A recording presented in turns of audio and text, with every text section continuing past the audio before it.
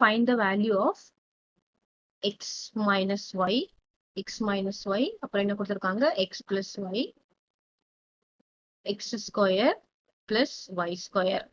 ஓகேவா? so x minus y, x plus y என்ன ஃபார்மட்ல இருக்குன்னு பாத்தீங்கன்னா a minus b, a plus b ஃபார்மட்ல இருக்கா? இதை நம்ம எப்படி எழுதலாம்? a minus b, a plus b எப்படி எழுதலாம்?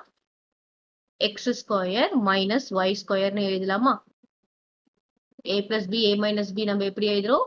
a square minus b square. Okay, this is a square minus b square னு எழுதுறோம். So இது ரெண்டும் நம்ம இப்படி எழுதியாச்சு. நெக்ஸ்ட் ஸ்டெப் என்ன இருக்குன்னு பாத்தீங்கன்னா x square plus y square இருக்கு. கிளியரா? இந்த இடத்துலயும் இது என்ன ஃபார்மட்ல இருக்குன்னு பாத்தீங்கன்னா a minus b, இது என்ன ஃபார்மட்ல இருக்கு? a plus b.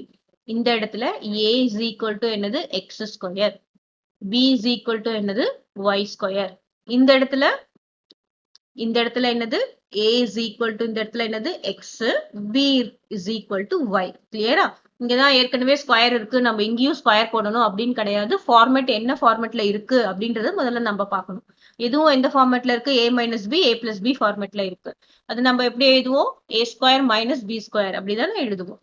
so that is equal to என்னது? a square minus b square. ஓகேவா? a என்ன வேல்யூ? x square.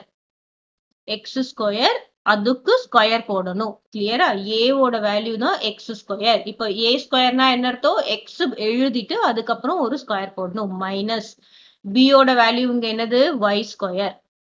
b ஓட வேல்யூ y ஸ்கொயர். அப்போ b ஸ்கொயருக்கு நம்ம என்ன போடணும்? இங்க ஒரு ஸ்கொயர் போடணும். so that is equal to என்ன வரும்? 2 into 2, that is x to the power 4 minus y to the power 4. கிளியரா? இங்க நம்ம எப்படி x ஸ்கொயர் y ஸ்கொயர் எழுதணும்?